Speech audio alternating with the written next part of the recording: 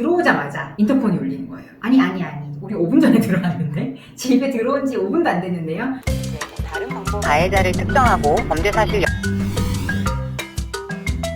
안녕하세요. 생활법률을 알려드리는 쪼변입니다. 층간소음 너무 힘드시죠? 윗집에서 막 발망치 쿵쿵쿵 헬스장처럼 막 뛰어다니고 이러면 너무 힘든데요. 오늘 영상 끝까지 보시면 층간소음 발생했을 때 내가 어떻게 대처해야 될까 실질적인 도움 받으실 수 있습니다. 사실은 이거 건설사 문제일 수도 있어요. 층간소음이 별로 없는 아파트는 없다고들 하는데 그래도 생활소음 이상의 심각한 소음이 발생하는 경우에는 아래층과 위층에 분쟁이 발생할 수밖에 없습니다. 보통은 위층 때문에 아래층이 피해자가 되는데요. 오히려 위층이 피해자가 된 케이스를 설명을 드리겠습니다. 한 부부가 꿈을 안고 집을 사서 이사를 들어갔습니다. 그런데 이사를 들어가자마자 아래층에서 계속해서 층간소음이 발생한다고 경비실 통해서 경찰 통해서 계속 항의를 해오는 겁니다. 그래서 우리는 그렇게 많이 뛰지도 않고 우리 때문이 아닐 거예요 이렇게 항의도 해보고 했지만은 아래층에서는 멈추지 않았어요. 심지어 우퍼 스피커까지 달아서 굉장히 시끄러운 음악을 틀고 공사장 소리 같은 거를 틀어서 윗집을 엉망 울리게 만들었다고 합니다. 이것 때문에 6개월 만에 윗집 부부는 도저히 그 집에 살지 못하고 아예 이사를 나갔다고 해요. 다른 월세집을 구해서 자기 집 놔두고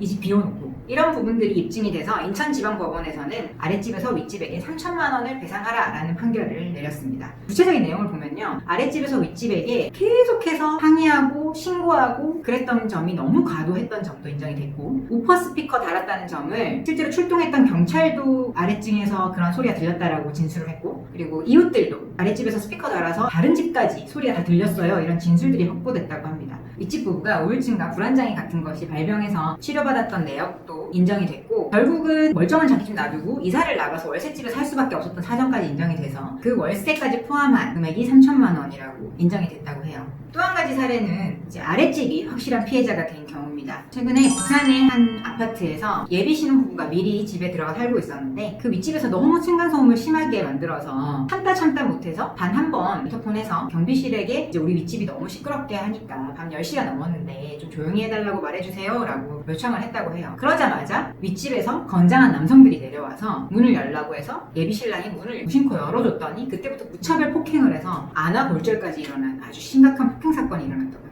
이처럼 층간소음은 정말 심각하면 살인까지도 부를 정도로 아주 현대사회의 아파트 생활하시는 대부분의 사람들이 느끼는 고통일 텐데요. 층간소음 발생했을 때 어떻게 대응해야 될까요? 일단 아래층 입장이시면 그 첫 번째 사례에 나오는 아래층처럼 우퍼 스피커 다시면 안 돼요.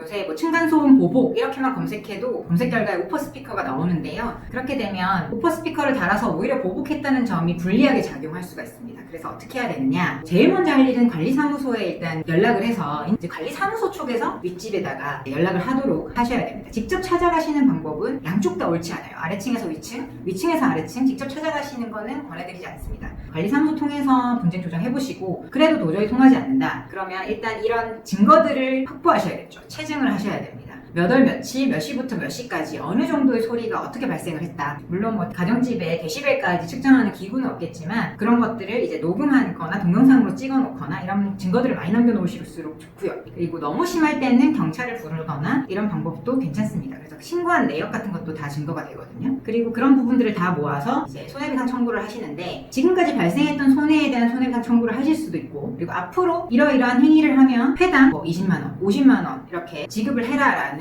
가처분 신청을 하실 수도 있습니다. 윗집의 경우에 아랫집이 너무 과도하게 대응을 한다라고 하면 어떻게 대응을 하셔야 될까요? 이런 경우에는 첫 번째 사례처럼 아래층이 너무 과도하게 반응을 한다라는 부분들을 또 증거로 남기셔야겠죠. 그 사례에서 좋았던 점은 집이 비어있는 기간에도 층간소음 신고를 했다라는 것도 주요하게 작용을 했고요. 주변 이웃들의 진술들도 아주 중요한 증거가 됐던 걸로 보입니다. 그리고 이 위층 부부가 옛날에 살던 집에서는 4년간 아래층에서 아무런 층간소음 항의를 한 적이 없다라는 것도 중요한 포인트가 되었고 아래층에서 그 위층 부부가 이사 오기 전에 다른 세입자들의 경우에도 아래층에서 너무 과도하게 층간소음 계속 신고하면서 어쩔 수 없이 이사를 나갔다라는 것도 정황 증거가 됐다고 합니다.